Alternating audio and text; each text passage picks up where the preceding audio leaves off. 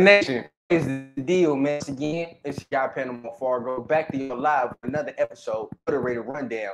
And today, man, we're going to have to holler about the first joint practice that the Raiders have with the 49ers. Seemed to have got a little chippy out there, got real competitive in a good spirited way, man. And it's some good notes we got to go over. So without further ado, let's go ahead and get this intro started and let's get cracking.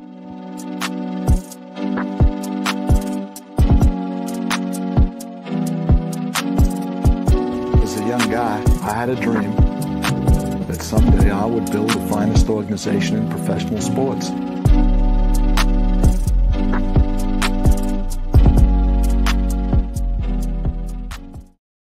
Raider Nation, what is the deal? Once again, you're watching another episode of the Raider Rundown. Please, if you can, tap on that like and subscribe button, even hit on the little notification bell so you get updated whenever I drop episodes like this one right here. But like I said, man, we're going to go for the notes from training camp today from the Raiders' first joint practice with the 49ers, man. So what I want to do, I want to take you inside the building like we do, right? We got to go and look through the eyes from the people who are there sitting in the stands, really looking at it firsthand.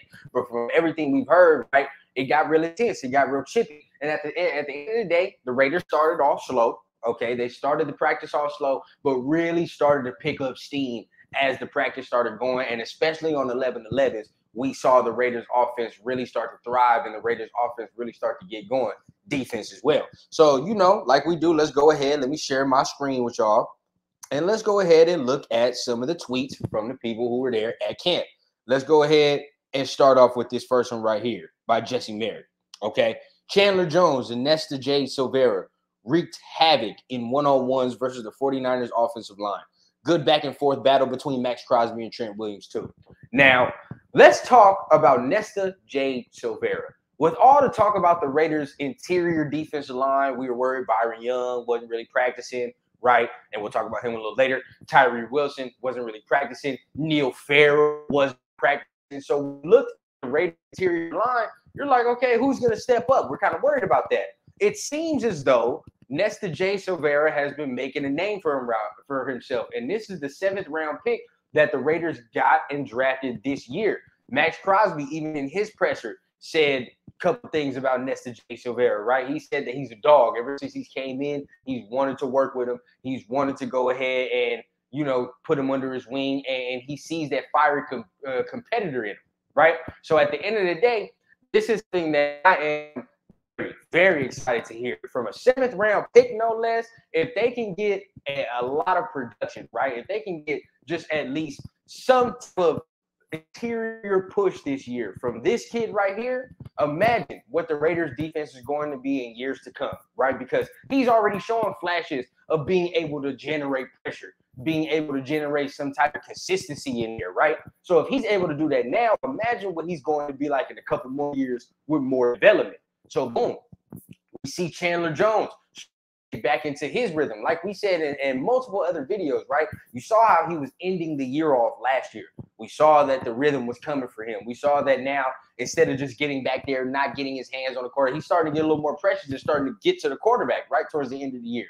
Although he was cut short with the injury, we're now seeing he's picking up where he left off, more lean, right? More faster, quicker. So now we're seeing him really use all the new tools he got in the offseason, and now his body's 100% to really get on some ass this year, right? And that's what we're expecting from Chandler Jones. And the reason why they drafted Tyree Wilson and they are okay with taking the slow route with him is because Chandler Jones looks revitalized. He looks like rejuvenated. You know what I mean? So at the end of the day, they feel that if they can get a rejuvenated Chandler Jones and they can get somebody who is coming here, he's at 100% health, they'll be able to get the slow track with Tyree Wilson. And that's exactly what we're seeing, right? Keeping on the interior line, we even saw a little bit from Byron Young. Byron Young also had his name called a couple times today in practice with the one-on-ones, right? And it's good to see because what we were saying, he's coming back from injury. We didn't know how much he was going to get ramped up. We didn't know how much the Raiders were going to let him go on full go. At the end of the day, right, it seems as though he's already getting back into that football shape, right? He's already starting to make a little name for himself here in the camp. But let's go ahead. Let's move on. Now, this one right here from Vic Taford, right? And this is what I was talking about. Slow start at the beginning.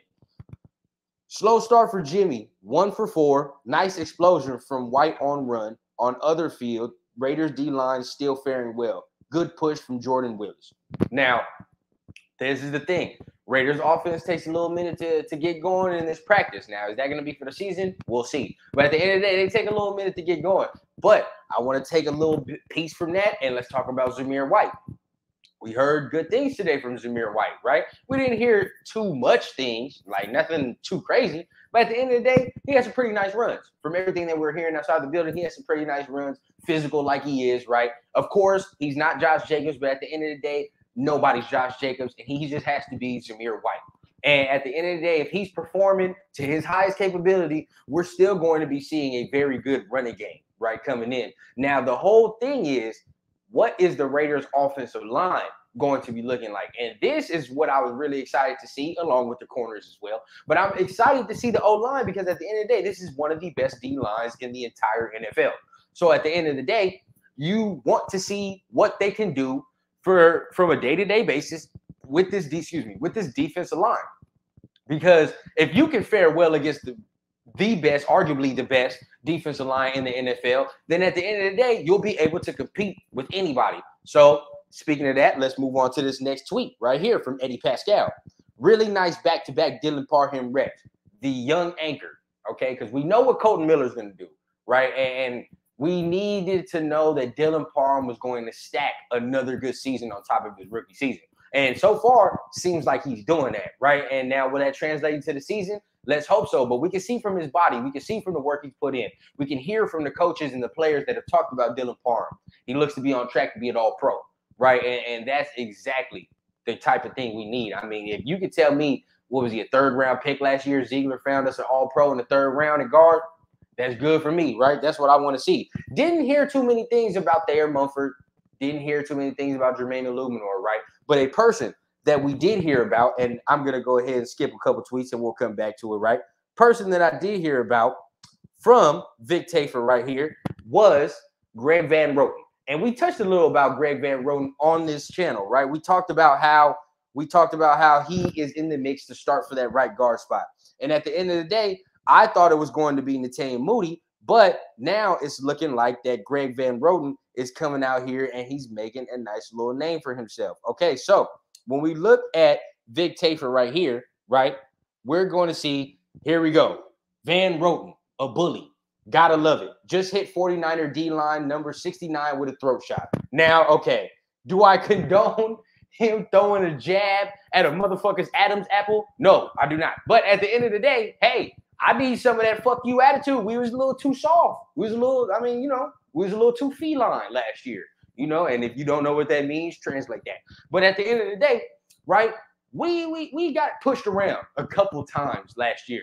It's good to see that Josh McDaniels is bringing in players that have a little bit of that mean streak, got a little bit of that chip on our shoulder. And let's be honest with ourselves here, right? Is that not the Raider way? This is what I'm saying. Is that not the Raider way to get a fiery, tough, competitive team into the building?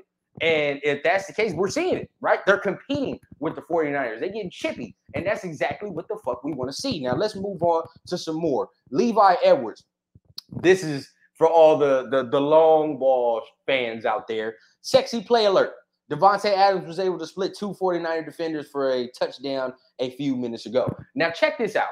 Now, we know what Devontae Adams is going to do, but to see Jimmy Garoppolo now being able to start completing those deep passes that he was having so much trouble with at the beginning of training camp, we're starting to see the Jimmy rhythm coming back. Jimmy Cooks, you feel what I'm saying? He's coming here, and now we're starting to see the confidence. We're starting to see him being confident in himself. He even said in his presser, he had to rewire his brain from the Shanahan offense to now the McDaniels offense. It's two totally different offenses, right? Two totally different schemes ran. So he has to rewire his brain. Number two, he has to get his body back into shape because he was not healthy. So from those two factors, it's going to take a little minute for him. But now we're starting to see, right, what it can be, what it could look like when everything is clicking. And that's exactly the type of shit that gets me excited. That starts giving me hope, right? Maybe it's false hope, but who gives a fuck, all right? I want to be positive. I don't give a fuck about none of you negative people out there that want to try to, oh, the Raiders are this, the Raiders are that. Let's just appreciate what we're building,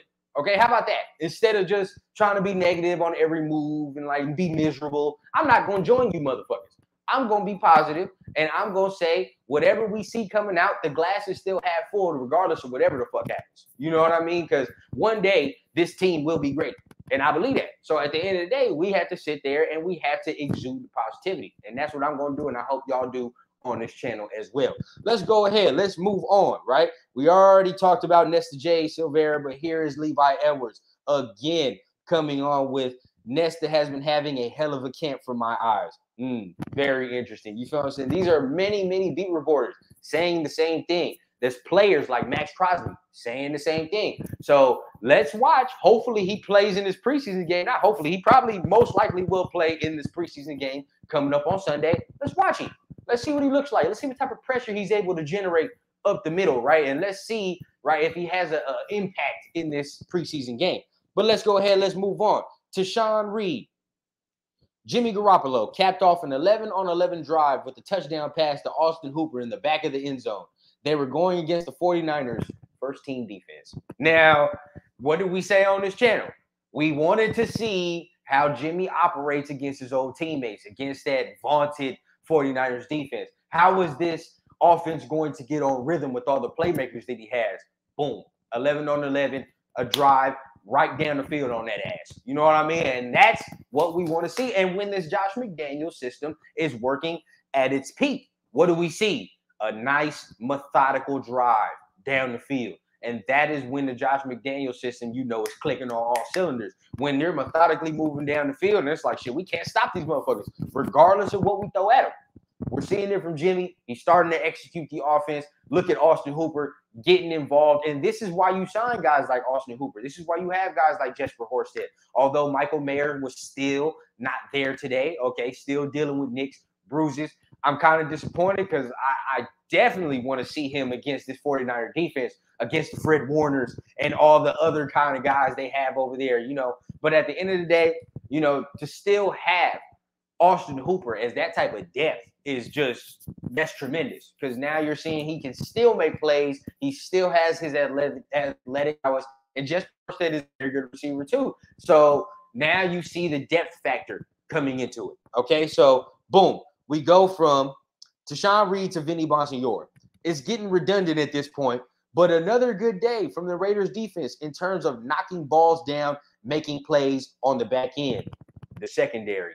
And we've said it on this channel, all my people on this channel. What do we say on this channel? The best and most improved unit of the defense will be the secondary. And I truly believe that. They have too much depth, too much talent, right? And now it looks like guys are now buying into the system, getting the scheme, simplified messages coming now. And now you have smarter players to be able to relay that message to other players. So at the end of the day, this secondary is going to be good. We need the D-line to generate just a little more pressure, because if the D-line starts to generate pressure, I'll tell you this right now, we're gonna see a lot of interceptions.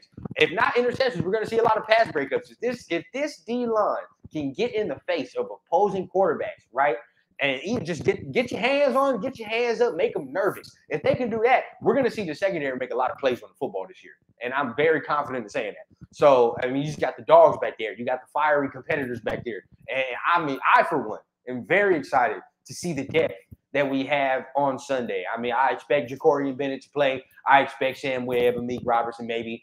I expect all these guys who are on the fringe to make the roster. I expect them to play. So we are going to see what type of defense we have on Sunday for sure as well.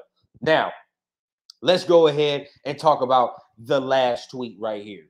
And this one may have the hairs on your neck stand up.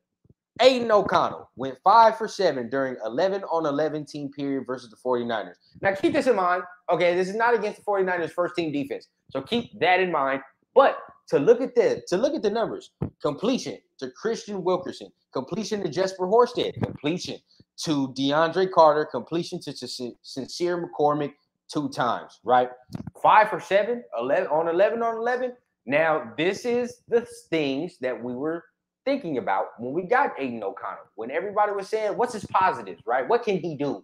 The accuracy, the ball placement, that's what he can do at an elite level if he's able to get his reads and go through his reads. Now, he has a problem with holding on to the ball, And he even said it yesterday in his presser. He has a problem with now he transitions to a whole nother level of football. No, you can't hold on to the ball as long as you were in college. You don't have that much time, right? The windows are tighter as well. You don't have no room for an errant pass or an inaccurate throw. There's no room for that. Because if you do that, these dudes in the NFL are good enough to pick your ass off. Or if you're holding on to the ball too long, you got a damn near 270-pound man coming to sack you. So at the end of the day, right, to see that he's starting to get his rhythm. And I haven't personally heard too many negative things about Aiden O'Connell in this training camp. Have I heard that he holds on to the ball too long and he got a little rookie mistakes to go through? Yes.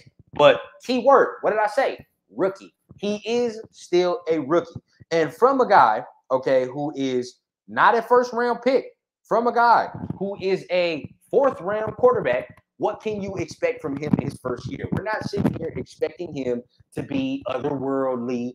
And if he comes out here and he is, then shit. Oh, like I always say, I will gladly eat the crow. I don't give a fuck. I hope he does come out here and he's good. But at the end of the day, don't expect much from him this year. He needs to learn. He needs to grow. And like he said, he needs to let the game start speeding up to him. And the game is looking like it's starting to speed up. Now, I want to see him against that 49ers first-team defense and see what he looks like, right? Just throw him out there, right? See what it is. Just see what goes down. But at the end of the day, man, I feel like all the notes that we saw from training camp today led me to believe that there's a little hope for this team. If not, we're us, being just in the playoff race and winning the division, we're at least going to be more competitive than what we were last year. That's for sure. I think this year we have a better team than we did last year, and we're going to be in more games this year than we were last year. And at the end of the day, we were in hella games. But it's just, I feel like now we have the players that if it comes down to those one-score games like it did last year, we had the players to get us over the hump in a couple more. In a couple more of those games, we now have the players to be able to win those close games. And that's what I feel like we can get to. Very positive news coming out of training camp. But y'all let me know, man, how do y'all feel about all the news that you're seeing in training camp? What did you see today? Were you encouraged, discouraged? Did they perform like you expected them to perform? Let me know down below.